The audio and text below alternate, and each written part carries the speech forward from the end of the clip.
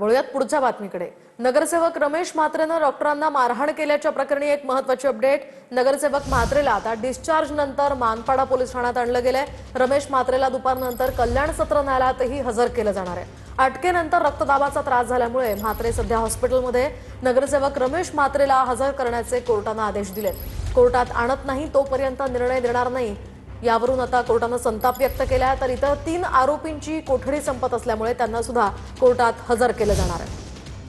अधिकची माहिती जाणून घेऊयात आमचे प्रतिनिधी गणेश थोरात यांच्याकडून। गणेश, काय सांगाल? रमेश म्हात्रेनं डॉक्टरांना मारहाण केल्याच्या या प्रकरणी महत्त्वाची अपडेट आहे, काय अधिकची माहिती या संदर्भात?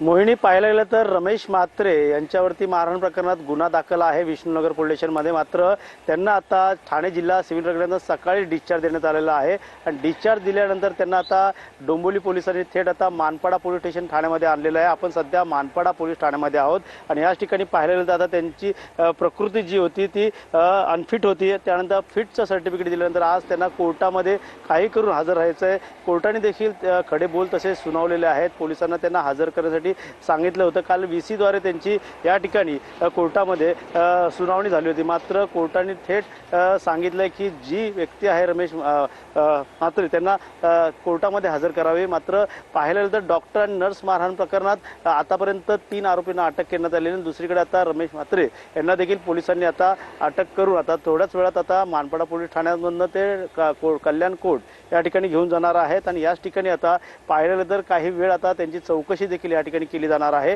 मानपाडा पोलीस स्टेशनमध्ये आता त्यांना चौकशी करण्यासाठी या ठिकाणी पोलीस त्यांची माहिती घेत आहे। प्रकरण काय होतं नक्की आणि प्रकरणानंतर जे CCTV समोर आलेले आहेत त्यामध्ये नर्स आणि डॉक्टरला मारहाण करताना रमेश म्हात्रेसह इतर लोक देखील दिसत आहेत। मात्र या संदर्भात आता आज कल्याण कोर्टामध्ये या संदर्भातली काय सुनावणी होणार हे देखील पाहणं गरजेचं आहे। मात्र सध्या तरी मानपाडा पोलीस ठाण्यामध्ये रमेश म्हात्रे यांना आणण्यात आलेलं आहे आणि थोड्याच वेळाच्या नंतर ते कोर्टामध्ये हजर करणार आहेत।